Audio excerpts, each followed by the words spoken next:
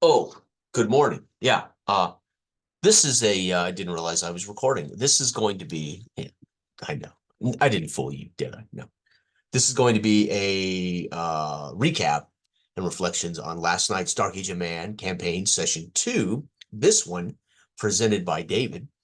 This was David's very first session as a presenter. And again, in our game, a presenter is a GM.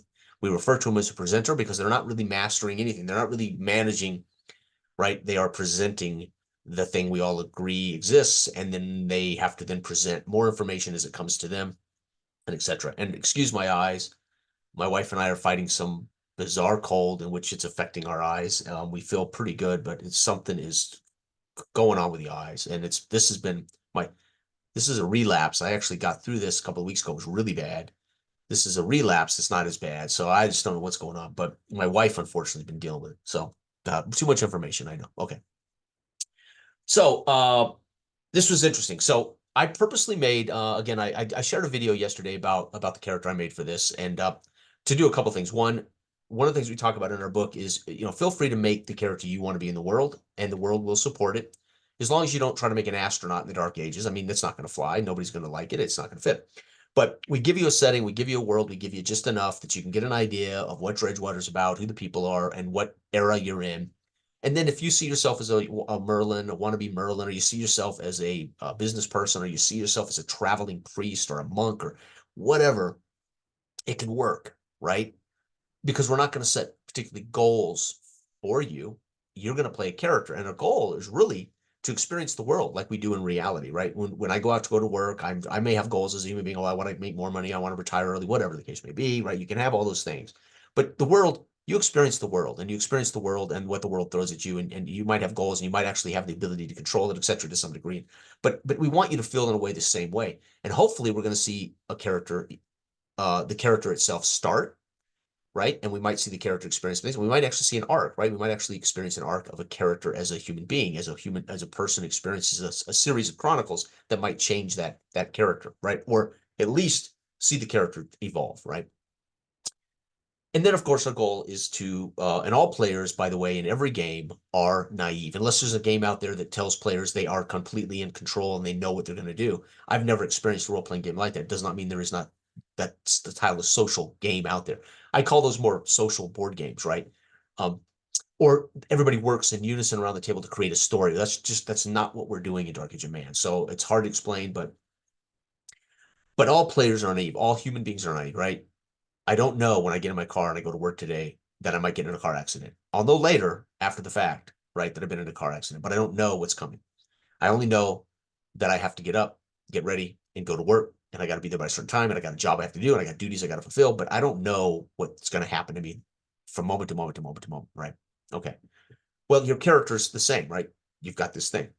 So most players play games and they are naive, right? They only know what the GM tells them. They only know what the dungeon master tells them, describes to them, shares with them. So that's normal, right, to some degree. Now, we ask players to not be as naive. We want them to be enough to describe the world around him or maybe even take some agency over some of the narrative space. But they can only go so far, right? And then we ask the presenter to provide the same kind of, come at it from the same angle, but they have to know a little more, right? They are still going to be the arbiter of how an NPC reacts to a character or what an NPC's motives or goals may be, but those things should come to them either from past experiences with that NPC or come to them based on the situation that is arising, right? Okay. So we define our game as an improvisational, pseudo-historical fantasy role-playing game. So I want to talk a little bit about improvisation. So having been an actor, and for those of you who have been in acting classes, or those of you who have actually been an actor, those of you who have had experienced improvisation. So improvisational does not mean just make shit up on the seat of your pants, right? It doesn't mean just throw curveballs out there to be cute or funny, right? Improvisational is about getting in the mindset of a character and then being given a set of circumstances that your character is responding to. Stay in character and continue to respond based on circumstances, situation, context, circumstances given to you by another party. So improv, somebody in the audience can throw out scenario that the troupe of actors take in as context, and then the actors will improv a scene. or a director will give you context. So an example of how improv works is a director says, okay, you four, it's the height of summer, midday, it is a scorching summer, you're at a bus stop together, and the bus is late. Go, right? So they have context. They know where they're at. They know what time it is. Okay. Well, our game does the same. Our game says, be naive, but our game says, have a setup, make sure everybody understands the setup. And then there's an inciting incident, make sure everybody understands what the immediate inciting incident is. Then we go. Then we let those characters be in that space, and they can define some things if you want to, right? Either the GM can put them right in a space, or the GM can say to the player, where are you at? Knowing all this, Joe, where are you at? What are you doing? Let's go. And that starts to drive the characters, and the characters start to tell the characters start to engage in the fiction. And then the GM, at that point, we all know the shared stuff. We all know the setup. We know the inside news. We know the world we're in. We know the location we're in. We know the situation. Then everything's naive, right? The GM should make no decisions about, they roll the RC, they get a variable, they put that in front of the players. The players may embrace it. The players may deal with it. The players may actually resolve it, or the players may ignore it completely. And then you keep going, right? And so that's how we designed this, right? So like I said before, there is a method to the madness. Improvisation. Improv is not just literally blank tabula rasa. Nobody ever says to four actors on a stage, go. No, you've got to give the four actors the situation. And then we get to see characters. You get to see, because all actors can be are characters. They can only be people in a situation. They can't be anything else. So you have to give them a situation, and then actors get to be characters, and we get to watch them interact to resolve, to act out whatever this scene is, right? So that's you have to understand improv a little bit to, in a way, understand what improvisational means. And so in gaming, it can mean something completely different, but that is the context. Improv, it does not mean we just make stuff up. We just improv everything willy-nilly. No, it all has to be in context, situation, makes sense. And then, of course, players as player characters should be in the head of their character through the entire experience. Like actors should be in character through the entirety of the scene. When actors break scene, audience, the suspension of disbelief is gone. We breach the fourth wall. Nobody believes it anymore, and the mystery and the magic is gone. So breaking character in a film won't work, right? Once they lose the audience, we're lost forever, right? This is true. Now, that's why the fourth wall, purposeful fourth wall breaking, Ferris Bueller, right? When he purposely engages the audience, that's a different kind of storytelling. That's a different kind of engagement. When he purposely talks to the audience, right? It becomes that breaching of the fourth wall becomes this intimate relationship between the main character and the audience. We are privy to Ferris Bueller, and we're like a friend. We're like his, we're in on the game, right? That's a different way to engage the audience in a different style of storytelling. Okay. But most role playing that, we're not trying to do that, right? We're not going to breach the fourth wall. But again, players do it all the time. Players go out of character and they'll tell jokes, right? So this happens all the time, breaching the fourth wall. And that's okay, because again, gaming is a different kind of social device. So okay, with all that being said, I made this character, and I knew how difficult this character was going to be for me, because I am completely an outcast. I'm a monster. My character is only maybe 24 years old, but he's never been exposed to the constructs of civilization. He's literally been living in the wild, surviving after he was raised to at least 8 by a pagan woman who died.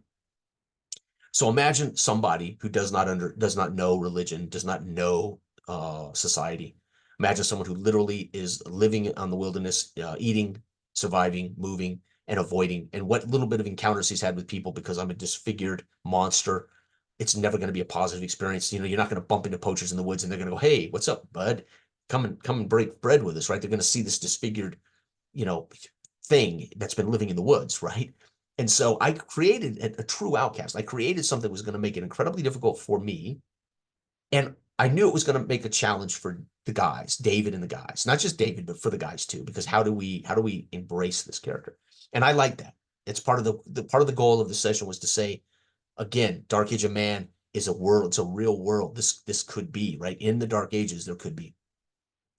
And when people, if you can't grasp that concept, the stories that you hear about uh, the Japanese in the Pacific Islands that were literally lost in the they're left there. They didn't know the war was over. They were been out there 20 years and had no idea the war had been resolved. It was over, and they were found later on these islands. And it's like these Japanese guys had no idea that it was 1962 and that the war had been over and they'd lost the war. So imagine they don't have any frame of reference related to what's happened in 15 years outside of they were there to defend that territory and that's they survived, right?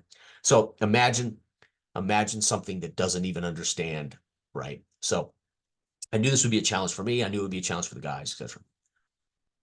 So with that said, we get started. The space, they're at a camp. We discussed that this is really just a couple of days after the first session I ran. So we know it's the height of summer. We know that there's a fair. There's going to be a big 4-day fair. And we know why our two characters in the southern border, because Washburn has put them there. So we had our setup that was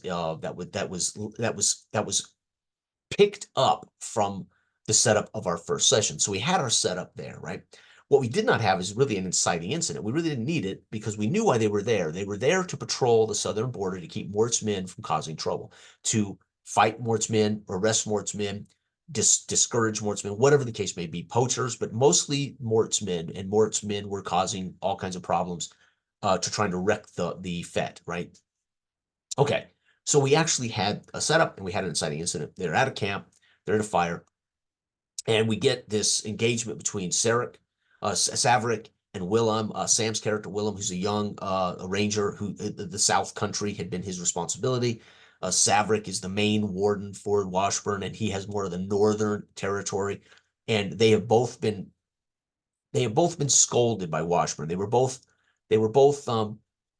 put to task at the end of the last session. Washburn put them both on the southern border and gave them a couple of soldiers and told them, at least until the fair is over, deal with this. Do what you can to discourage these invaders, these problems, these punks, these bandits, these ruffians, these outlaws, and Mort's mercenaries. Do what you can until the fair is over, and until then, I don't want to see you in Dredgewater, right? So that was their order. So we know the setup, we know the inciting incident. We're there. We have this great interplay between Sam and Dell. We meet the two soldiers who we find out are really not. That Washburn did not send two of his best soldiers. He sent a couple of greenhorns, right? A couple of recruits. As I joked at the end of the session, imagine these guys were they were like in the kitchens, and he didn't want to send any of his soldiers because of the fair itself. They have to protect all these people that are coming to the fair and to the fete for the 4 days. He said send those two boys from the kitchens or from the stables to help them. Give them a spear and give them a tabard and send them down. So they have these two soldiers who don't want to be there, and they're not really soldiers, right? So David sets up these soldiers they are not very helpful, right? So Saverick kind of tries to size them up because I think Saverick suspects they might even be the kind of guys that'll run away, right? That maybe they're going to not be there when they need them most. So Saverick kind of grabs their shoulders, gives them a little talk, and it's great. And Sam goes off to check traps that he had set earlier in the day, and Sam goes out to check these traps, and he overhears chanting, and he follows it, and he finds this 5 robed men traveling through the woods, headed kind of about to cut off an old logging road, and they are hooded and they are chanting and they're singing of things that sound paganistic, maybe might be Vikings or something. And so Sam follows them for a ways to see where they're headed and kind of tries to determine what they are, heads back and tells Saverick, we've got a group that looks fishy. And they decide they're going to follow him. And then David goes to me. And so and remember, I really didn't get into the session. I think it was like 40 minutes before I'm actually involved. So 40, maybe it might have been 45 minutes. I'd have to check the video, but it was a long time before I was involved. And so I immediately said, well, I've been down here. I left the north to get away from Saverick because I've already made a repute that Saverick we had seen each other, that we had bumped into each other, that we had kind of avoided each other in the north, and Saverick accepted me for what I was. But my understanding of the world it seems like I want to get away from this guy. So I described that I had gone to the southern area to get away from Saverick. There was something about Saverick that was unsettling to my character. So I described that that's why I went south. But In the South, I started seeing all these knuckleheads, these Morts men, these mercenaries causing trouble. And at this point, my character is unnerved, and my character is thinking, I'm going to go back north. But I describe that before I'm able to do that, I see Savrik in the South, and I'm like, what is he doing here? This is the guy I left the North to kind of get away from, and I spot him in the South, and I become curious about why he's here with this boy and these two guards. And the two guards wear the tabard of the village that has tried more than once to, pitchforks and torches chase me away. So I don't like that village, and I don't like the guys I see in these stuff. So I'm thinking, what is Savrik doing here? What is he doing with this boy? So I described how I had spent the last 2 days following them and stalking them, mudded myself up, and I've kept myself so they didn't know I was there. And I described that I've witnessed everything they just did, right? All the campfire talk, how the two soldiers talking to Savrik, and I've witnessed and seen all of this, right? And I've even watched Sam walk off into the woods to check his traps. So I put Melton right in that space, and I described why I would be there. And it logically, I left the North to get away from this Savrik guy who I kept bumping into in a way. But I come down here, and then I decide it's too busy, too crazy. I'm going to leave. And then I bump into Savrik. I see Savrik, and I'm curious as to who is this guy? What is he doing? You can imagine in the mindset of a wild man who's got an eight-year-old mentality, 8-year-old child mentality, that maybe Savrik's here with these people hunting me, right? So you can imagine if I saw him in the woods, my character might think he must be looking for me, right? So I'm going to keep an eye on him. I'm going to find out what he's really up to. So I witness all this, and they decide to go on and track down, catch up this group of hooded characters at dusk. It's starting to get dusk. They stamp out the fire and they take off. I describe Melton as I come into the campfire area. I'm looking for anything they might have discarded, food, something leftover food, or maybe if they just left them behind, right? And as I kind of acknowledge what direction they're headed. And David makes an RSC roll again. No, actually, I think this was part of the RSC roll he had already rolled. And he says, well, let's make a luck check, right? And that's one of the things that how do you survive to be 24 and have really no, right? You got to be a lucky person. So my luck score is very high. So I use luck, and sure enough, I see kind of smoldering in the charcoals, or in the smoldering of the fire. Well, it looks like some kind of a small cylinder about the size of an eyeglass case. And so I with my cudgel kind of kick it out. I stomp it into the mud to cool it off. I pick it up, and it turns out it's like this tin. It makes some noise, and it's not real shiny. But I mess around. I twist the top off. I smell it, thinking it might be liquor or food. I realize there's some kind of coiled parchment in it. But again, understand, I've never seen this type of thing. I wouldn't know what it is. I wouldn't know what the cylinder is. I would not know what the parchment was. I wouldn't know what it says. I wouldn't even know why you'd have it. So, I did what Melton would be looking for: food or something attractive or something he might be able to use. And I smell it, and I try to taste the parchment, and it's found. So I just drop it. I leave it there. And David does a little, as I walk off into the woods, again stalking Savrik and crew. David does a great. He kind of says that we would see the thing laying there now open and exposed in the mud. This might have been something important that's kind of been dropped in the woods, right? Great mystery stuff, right? Great setup. So I stalk him. I'm mostly watching Savrik because he's the one I'm most concerned about. He's the one I'm most curious about. He's the one I've actually seen in the North Woods many times, even if it was just running from him or noticing he was watching me from whatever. He's never accosted me. He's never been a problem. But again, he's might have been one of the reasons I got out of the North. There's something about this guy who's out here, and he's unsettling, right? He's competent. He's efficient. I might have even witnessed him deal with poachers before and know what he's capable of, right?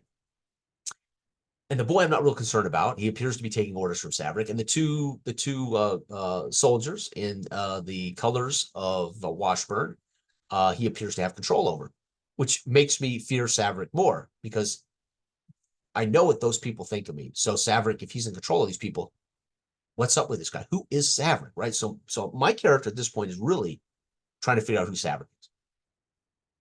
Savrik ends up moving down onto the road and cutting off these torch wielding 5 hooded gentlemen. And Savrik does his job. And again, this is one of the things I love, right? So in Dark Age of Man, if you are the warden, if you have a job to do, you take an oath to your lord. You're given a residence. You are charged with doing a job, stopping poachers, investigating travelers, etc. So he does his job. He slides into the road and he stops him like a cop and he says, "Who are you? Do you know where you're at? Who are you? Where are you going? What is your business?" And so we have a great dialogue between David and Dale, while the boy has his bow from the woods trained on this group, waiting for a signal from Saverick. We have the two soldiers coming up the rear to kind of pin him in. My character kind of triangulated between the boy in the woods and Saverick, so I can kind of keep an eye on the boy and I can see what Saverick's doing and saying. Meanwhile, the boy at one point thought he saw me, right? He made a roll to see me. He failed the roll, but he knew he saw something, but he could have been anything, right? It could have been a flash of light, could have whatever it was, but he did not identify me as a creature, right? So we watch and and I describe how I actually draw when I see Saverick expose his weapon and tell them, what he wanted from them, and he exposed his dagger to let them know that, he's not messing around.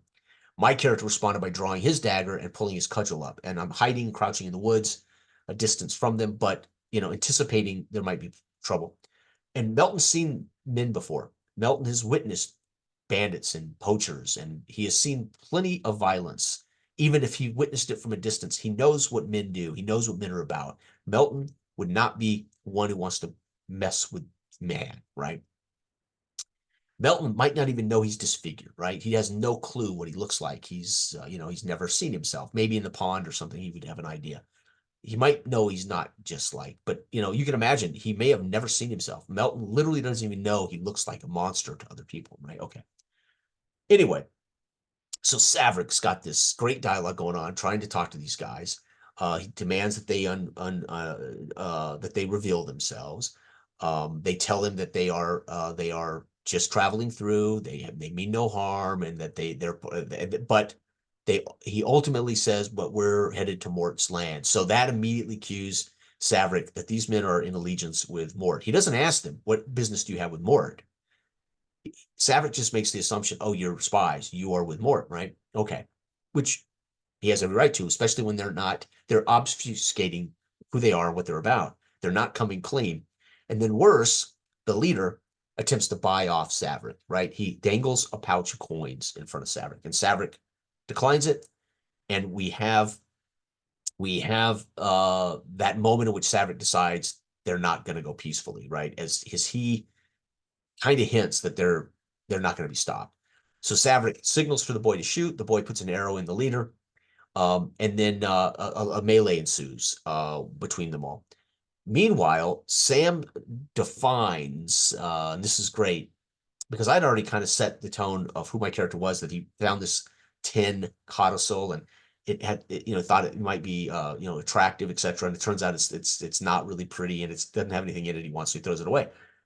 But Sam describes this sword that he had got as a reward. In the last session, they killed one of Mort's mercenaries, the kidnapper, and Saverick let the boy have the sword. And the sword is something, right? They don't know what, but they know it's not just a sword. It's beautiful. It's got runes etched in it. And so Sam describes the sword as he draws it, gleaming with runes, shining in the moonlight or in the torchlight. And my character sees it. And so I immediately say, "I want that. That's beautiful." And that would help me kill a lot of boars and it would help me kill a lot of deer. And it becomes a PvP, player on player, as I rush him to take the sword from him out of the nowhere. He doesn't even know I'm there. And so we have this little altercation in which I'm trying to wrench the sword from him. I'm not trying to hurt him at all. I just want the sword and then I'm going to run away with it. And he manages to fend me off and actually wounds me, causes fatigue to my character. Meanwhile, Dell has suffered, I think, fatigued and battered in his two wounds suffered by Saverick in their melee. The boy then and I then I'm like standing off with the boy who's scared. He sees my disfigured face. He sees I'm covered in mud and hair and matted. And you can imagine, he says he screams in his head, but not out loud. We teased him later that, "Oh yeah, you did. You screamed out loud. You just don't know it." Right. It's like that commercial where the guy says, "You screamed out loud, Dad, when you saw the spider." "No, I didn't." They do the rewind and he screams at the spider.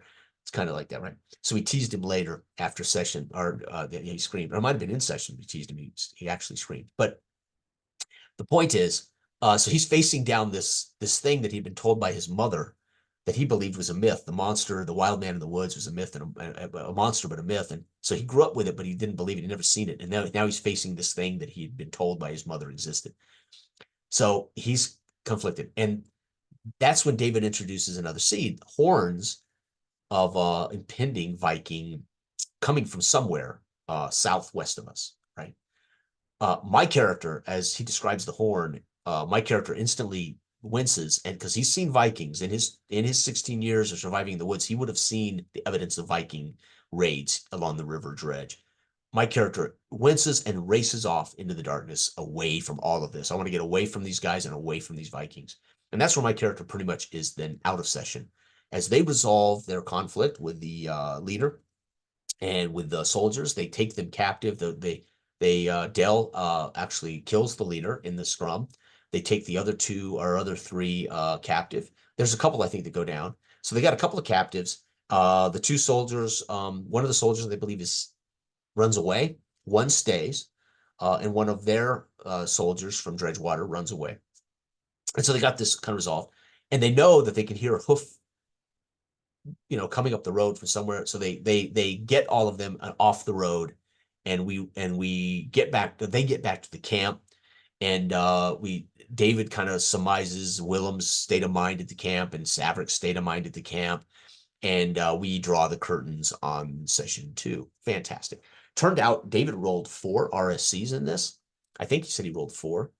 Um, I tried to notice what might be an RSC. I thought the codicil was an RSC. It turns out it was just part of the first RSC roll. So because I'm aware when events happen, they might be directly RSCs, and that's okay. There's nothing wrong as you play Dark Age of Man. You're going to kind of know when something comes up. Everybody's going to be aware in improvisational gaming that this might be an event that we can either follow up on, engage fully, or ignore, right? And here's the thing: is I told David, you don't have to roll RSCs. You can roll them and see if we take it. If we go after it and we resolve it, then you can roll another RSC, or you can roll RSCs as we're engaging in an RSC, and that can actually change circumstances. It can actually join it's all contextual and it's all rhythm. It's all just, how do you want to do this thing? I thought it was great. David had a couple of rules questions in the book, and it really is simple. All the presenter has to do is understand DV. You can either set a situational or circumstantial difficulty value, or you can use the DV of the creature. If we're dealing with like a Viking and we're negotiating with a Viking, we can use DV. If we're fighting the Viking, we can use his DV. If we're trying to catch the Viking, you can use the DV, or you can modify that DV fluidly up and down based on everything happening. So let's say Dell attacks the Viking leader and he's a 10 DV, and let's say Dell wounds him, and let's say 2 other players are surrounding the Viking with NPC soldiers surrounding the Viking. David could lower his DV based on he's been wounded and he's surrounded by NPC soldiers, and David could actually lower the DV of the Viking based on circumstances, or they could go up if, let's say, the Viking gets a crit, and instead of David applying the critical damage to Dell's character, he could kill off the 2 soldiers, making the DV now of the Viking higher, because now the Viking doesn't have to deal with these minions. It's now mano a mano, man. It's, as I told them at the end of the session, the part of the whole point of the comic book is to show the actual narrative interplay in a combat. The player always rolls. If the player succeeds, they cause an effect upon the target or the effect they want. If the player fails, they're going to suffer a situational, circumstantial, or physical effect. So just because Dell has a critical failure against this leader, David could have said, those 2 wounds don't go against you, Dell. His 2 men turn and kill your 2 soldiers. That would be a representation of the wounds suffered, right? Now it's Dell alone against this guy and his group because his 2 soldiers are dead, and the boys in the woods, and my character's hiding. So it allows for this really narrative, interchanging, conversational, shared space. And all the presenter has to worry about is the DV. So there are times you can actually give a bonus to a player, but the players are already tracking bonus. I got to track what attribute I need to roll, and they're already tracking whether they have a bonus from a magic item or an excellent item or something. So, but you could give bonuses, right? Or if they get a +2, if they got like 2 soldiers with them, right? Instead of a +1 weapon, they use a +2 to help their combat because they got 2 soldiers. Okay. So those modifiers would change if the 2 soldiers were killed. He would lose that +2 and have to use his +1 sword. Okay. So you only use the highest value you have, and the players will know that. It really, in combat, it's my body plus my 2 soldiers gives me +2. That's what I add to any die roll. So then all David has to worry about is tweaking the DV up or down. He doesn't even have to tell us what the score is. He can just say, okay, make a combat check. And he may know it's 12. He may know it's 9. He could tell us if he wants us to kind of, if he wants us to have perspective for narrative flavor, right? So if you don't tell us what we need, we don't know how to narrate the result. If you tell us what we need, we know how to narrate the result, right? If you tell me I need a 9 and I roll a 11, I can narrate how I wounded the Viking or how I killed one of his minions or whatever, right? I have some narrative freedom if I know I've succeeded. If not, I have to trust David to say you succeeded, or David has to take that narrative away and describe it, which he can do, right? Okay. So not telling us in a way would cue us that David's going to narrate some of this detail. If he tells us the DV, then we should know we're kind of free to narrate some of the details. Okay. So it's very intuitive. It's very simple. It's so there were a couple of questions like luck. See, luck is an attribute. Luck is treated just like body, mind, spirit. It's just luck would be used for things that my character does that he wouldn't necessarily be skilled at, or if it's a straight fate roll. We don't know. Are you headed in the right direction? Do you know compass directions? Are you savvy at all? We had this happen in one of the sessions I ran locally where the guy was underground and he had dug a tunnel and he escaped through tunnels underground, but he had no clue underground what direction he was going. When he popped out of the swamp, he had to make a luck check to kind of get his bearings in the swamp. He failed that luck check and he ended up going off deeper into the swamp and ran into a bog hag and he was drowned. And that was Philip's character, I think. Oh, no, Brian's character. But that failed luck check to know what direction he had crawled when he came out, popped up in the swamps, and he didn't know what direction he was going. I said, because you don't know, you don't have any bearings. Let's make a luck check and see if you can kind of get the right direction. He got the wrong bearings, ended up deeper in the swamp, and ended up a victim of a bog hag. Okay, so that's how luck works, and luck can work like Katie did when she mixed the antidote for the 2 girls that had been poisoned and they were unconscious. And she described how she was just taking all the spices off the shelf of the pagan and dumping them into a pot and mixing it and stirring it up, something to try to rouse these girls from sleep. That became a luck check because she didn't describe, she knew, I know how to wake these girls up, or I know what their problem is. She could have made a mind check. So we use the luck when they describe something they might not really know, that might be kind of outside their, I'm fiddling around in the Millennium Falcon trying to get the hyperdrive to work, kind of mashing buttons and they're pushing buttons and right. That might be a luck check, right? That Chewie happens to sequence it just right, and we make a luck check and Chewie gets the hyperdrive and poof, they're off, right? Or they fail, and now I've got to go back and look to see why I can't trigger the hyperdrive here in the cockpit. So that's how luck could be used in those situations. So yes, luck is an attribute and it is added directly. So that was a question that was, and then we had the opposed. So if there's no DV, and when I'm facing another player, or there's a little player on player kind of issue, or it might be physical, or trying to bluff Dale, or trying to get Dale to do what I want, and Dale doesn't want to, as a character, he might want to say, okay, I'm going to make a roll here. So you just need to set a DV, and we'd set the DV by one of us, me being the attacker, and Sam being the defender. Sam might have rolled to set my DV to actually get the sword away from him, or we just roll, and whoever gets the highest number, adding our body to it. So I think Sam added his body to it, or I think he had a minus to his body because I came out of nowhere, I surprised him. I actually won a roll that surprised him, and then which David did perfectly, and then he had like a negative, and I got to add body to my trying to rinse the sword away from him. And so we just rolled to set whoever got the highest number wins, right? That's perfect because there is no DV there. But if it had been me trying to take the sword away from the Viking, David would have known the DV of the Viking, or he could have already modified the DV based on what was happening around the Viking or what had already transpired, or because I spooked the Viking's DV might have dropped 2 points, and I would have only needed 6 instead of 8 to get the sword away from the Viking. And that's how simple it is, right? So I wanted to talk about this, and I wanted to talk about it in direct reference to game design, why we tell you it's improvisational, Although we do not define, as I did in this video, what improv means. I defined it here, but improv doesn't mean you have no context. It doesn't mean you don't understand situation, context, and setting. You're always given those things as an actor on a stage in an improv troupe by somebody, right? Either you draw it out of a hat or somebody in the audience or the director gives you it, right? And then we get into character and we try to put ourselves in that setting, that scene, that context, and boom, go. And hopefully it's entertaining or it's at least successful. No different right in here. So that's why that setup and that inciting incident are so important. It's a single page prep because you got to give the players, and we had it carried over from last session. There was a question I had for David at the beginning of the session. I was a little confused because David didn't kind of give us a setup, and it worked great. And then later, I think we talked about it, and David said, "Well, I was continuing it just directly over from the." I was like, "Oh," so I kind of was looking for that kind of where we're at inciting incident. And so it was kind of, and I kind of missed it in the early dialogue between Dell and I watched back this morning. Sam and Dell kind of set that themselves with the campfire conversation that this was literally days because Dell was talking about the hot summer, but I missed it, right? I was watching, I was melting, I was kind of crouched in the woods thinking I'm going to be watching them and stalking them. I kind of knew that from the beginning, but I didn't know when I would come into play. But I missed that. So I kind of missed in a way, they set the setup and the inciting incident there, but it worked. And it worked great. I thought it was wonderful, and David did great.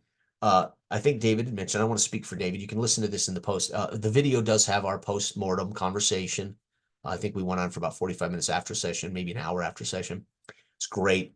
And David really was doing the naive beautifully. And he was obviously, he was leaving us to take some control of that space, which is part of the shared narrative here, the goal here, player agency, and us having some narrative control. And then he was doing great at taking in that information that Dell and so David said he was trying to hear everything Dell and Sam were saying, and it was sparking ideas, and because he's naive, right? So from the seed grows this thing. So he's not naive as Dell and Sam talk. He's becoming less naive about some of the options and opportunities. Then he rolls an RSC, and how am I going to plug this RSC into this developing conversation between these people and this group of people and the circumstances around them? And I think David says he loves seat of the pants gaming, so it's right up his alley. We tried to design the rules to make seat of the pants complicated situations very easy to adjudicate with simple die rolls. And I say that because very quickly circumstances can get complicated. It's Dale in the road with 5 armed, cloaked men, 2 soldiers behind him, Sam in the woods, right, and me. And we don't have that moment where we change into combat procedure. Okay, gentlemen, we're going into combat, roll initiative. And then you get to declare what you're doing, your movement, your attack, and the results, and we do it again, and we do it again. There is no transition into a procedure of combat in our game. So you can see how that's just a potential violent situation. That's a potential, right? But imagine when they are Wittens, where there's multiple aldermen involved in a debate with the player characters about who's the rightful heir of this land. And right, you can have very complicated games, very complicated situations, but the rules never complicated, right? They're easy to adjudicate. When I say, right, as a subject of the Lord, I tell the Lord he's a fool, and that alderman is a liar. Sam only needs the rules to decide the next thing. Jason, that's a prestige check. You have just told the Lord he's a fool and the alderman is a liar. You got to make a prestige check because I got to know how this guy's going to react. So you don't make the prestige check to prove for me to win.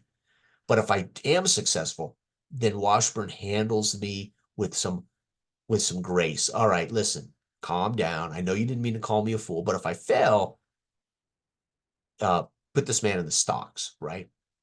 And the alderman, if I fail, the alderman says, and I want retribution. I want my pound of flesh. He just in front of God and everybody said I was a liar, right? That's why you don't want to fail that prestige check. And we get drama and we see character evolution. We see this contest and conflict in all of these areas. But it's not difficult to do, right? Rules wise, right? Anyway, unbelievable. Great game. I got to tell you, loving it. And I love now we've had Sam, we've had Kevin, run us in an unbelievable game early in our playtesting. Kevin was involved from the early playtesting, and he ran one of the most memorable sessions I've ever had as a player.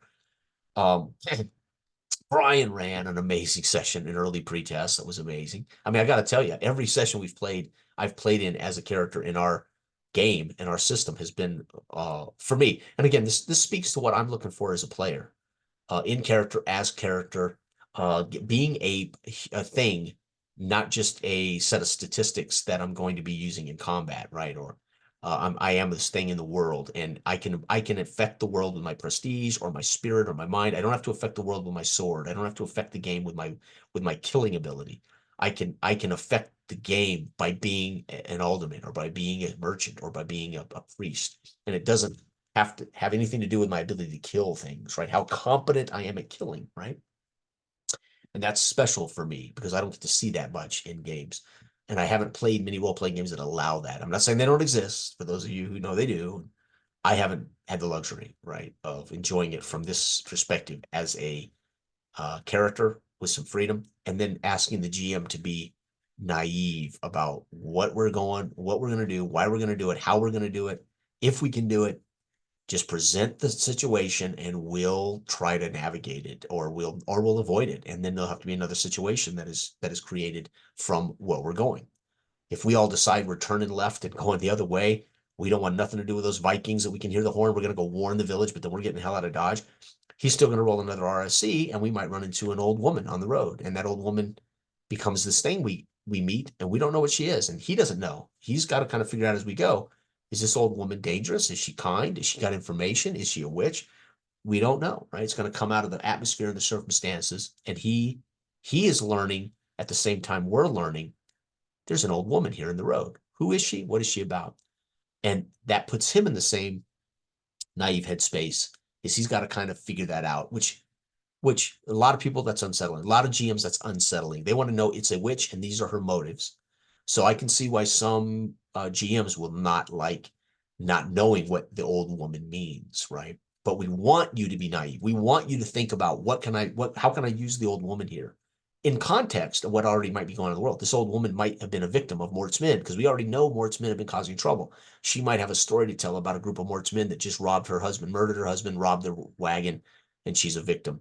And now we're chasing these villains, right? And that's the RSC was the old woman, but we end up chasing Mort's men as part of the story the old woman tells us, based on the setup that we all have already accepted, right? Amazing. And I love it. Mort, I knew Melton was going to be tough because there's not buddying around with a guy who's arrested a perennial 8-year-old wild child. He could have had a relationship, but it would have been very difficult to communicate. I had already decided that he would have very rudimentary verbal skills. Plus, he's got a cleft lip, so speech, things like that would be difficult. And this is amazing. So 2-hour session, my character had no dialogue. I did not say a word to anyone, not even when I tried to wrest the sword away from Sam. There was no noise from my character at all.